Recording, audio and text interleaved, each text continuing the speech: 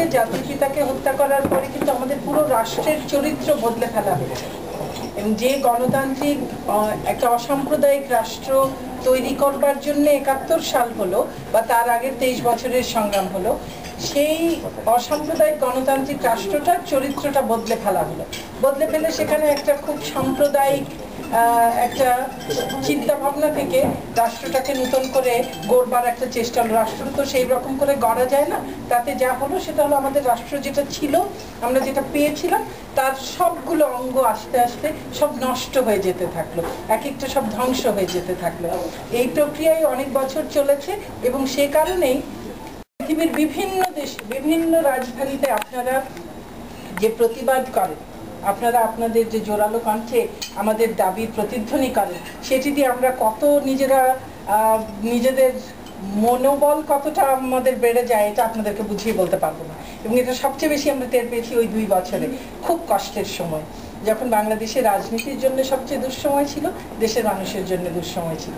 যাই হোক, রাশিয়ার সঙ্গে সম্পর্ক আমাদের এখন সেই মাঝখানের যে অধ্যায়, কালো অধ্যায়, সেটিকে পেরিয়ে আবার আমরা সেই ৭১-এ যেই সম্পর্ক ছিল, ৭২-এ যেই সম্পর্ক ছিল, আমরা আবার সেই সম্পর্কে ফিরে গেছি এবং সেটি রাশিয়ান সরকারের পক্ষ থেকেও সেটির কিন্তু একটি রেকগনিশন আছে যে আমরা আবার সেই সম্পর্কের মধ্যে আছি। এবং আমি মনে করি রাশিয়ার সঙ্গে আমাদের সেই সম্পর্কটি স্বাভাবিক সম্পর্ক। মাঝখানে বেশ অনেকগুলো বছর হলেও যা ঘটেছে সেটা অস্বাভাবিক, এবং সেই অস্বাভাবিক যেটি, সেটিকে আমরা দূরে সরিয়ে দিয়ে আবার সেই আমাদের স্বাভাবিক সম্পর্কেই ফিরে যেতে। আপনারা এর মধ্যে বলেছেন আমাদের নেত্রীর ভিজিটের কথা। নেত্রীর ভিজিটের আমার এই আশাটা কিন্তু তার একটা প্রেপারেটরি ভিজিট বলতে পারি, সেটার জন্য আসছি। এরপরেও হয়তো আরেকবার আসতে হতে পারে। আমরা আশা করছি আগামী বছরে একেবারে জোড়ায় হয়তো নেত্রী আসবেন, কাজেই আমরা সেই রকম করেই হয়তো প্রস্তুতি নিচ্ছি। আর এর মধ্যে অনেকগুলো কথা বলেছেন, আমি একটু শুধু বলি যে আমাদের এই সরকার কি করবার চেষ্টা করছে। আমরা এর আগে অনেকগুলো বছর বাংলাদেশ যেই পথে হাঁটবার কথা ছিল, আমরা তার ঠিক উল্টো দিকে হাঁটিনি, দৌড়েছি। একেবারে কোথায় সামনে এগুলো না, আমরা পেছন দিকে দৌড়েছি। তো সেটাকে ঘোরাতে হলে আমাদের কিন্তু অনেক শ্রম দিতে হচ্ছে, অনেক বড় বড় জিনিস হাতে নিতে হচ্ছে। আইনের শাসন ছাড়া গণতন্ত্র হয় না। আইনের শাসন কি করে হবে?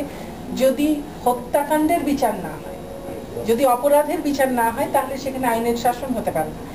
যেখানে বঙ্গবন্ধু এবং করা হয়েছে, আপনি হত্যাকারীকে খুব বেশি হলে আপনি কি করতে পারেন? ক্ষমা করতে পারেন, তাকে তো আপনি সম্মান দিতে পারেন না। একই জিনিস করা হয়েছে ৭১-এর খুনিদের বেলায়।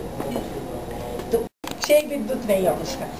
এর খাদ্য না হয় তখনই সারের মূল্য কমিয়ে, সব ভর্তুকি দিয়ে, সবকিছু করে, একেবারে ডিজেল সবকিছু সময় মতো দিয়ে সবকিছু করে আপনি একবার ১-২ ফসলে সামাল দিয়ে উঠতে পারলেন।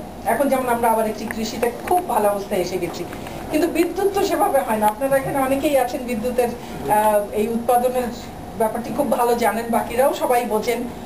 এটি তো ওভারনাইট হয় না এবং সেটির জন্য সময় লাগছে। আমরা আশা করছি আগামী বছর খানেকের মধ্যে আমরা সারা দেশে বিদ্যুতের অবস্থা একটা সহনীয় পর্যায়ে নিয়ে যেতে পারবো। বিদ্যুৎ না থাকলে ইনভেস্টমেন্ট আসবে না।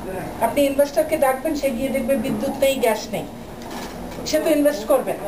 কাজে আমাদের একটির সঙ্গে আরেকটি সম্পর্কিত, এবং এই বড় বড় সমস্যাগুলোকে কিন্তু এই সরকারের সামাল দিতে হচ্ছে।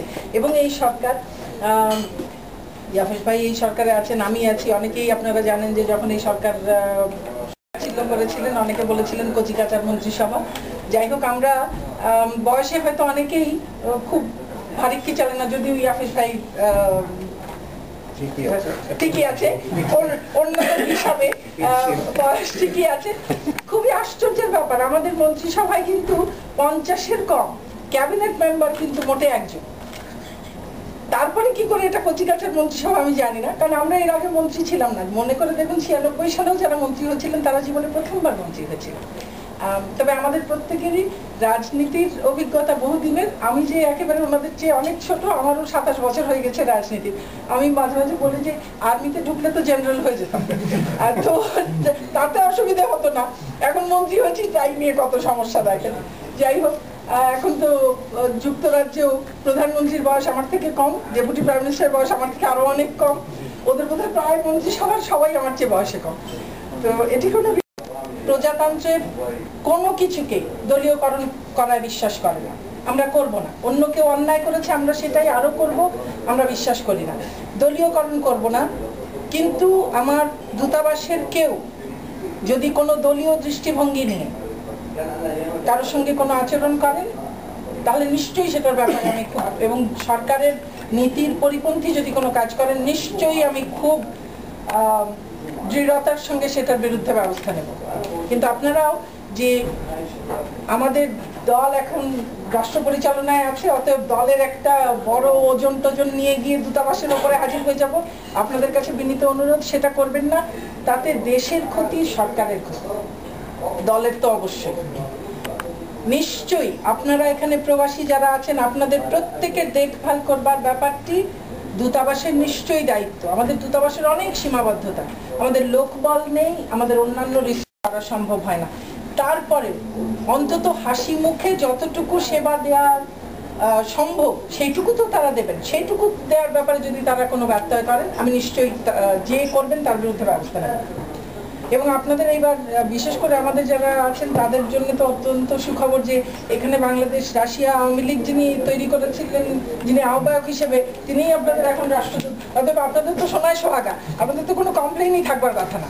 কিন্তু তারপরেও যদি কোনো সমস্যা থাকে নিশ্চয়ই ওনাকেও বলবেন, আমাকেও বলবেন, আমরা দেখব। তবে